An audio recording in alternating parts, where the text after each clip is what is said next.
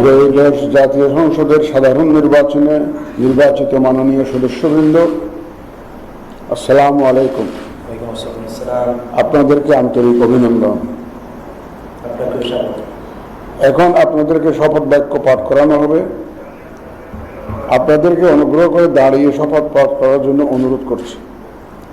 উল্লেখ্য যে আমি শব্দটি উচ্চারণের পর মাননীয় সংসদ সদস্যগণ ডট চিহ্নিত স্থানে নিজের নাম পাঠ করবেন।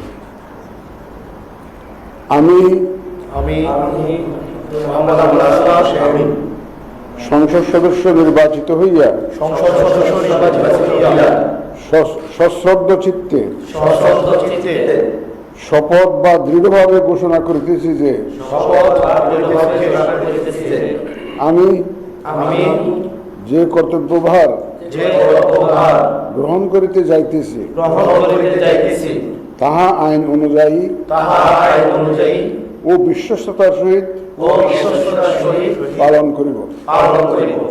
আমি বাংলাদেশের প্রতি অকৃত্রিম বিশ্বাস ও আনুগত্য পোষণ করিব এবং সংসদ সদস্যরূপে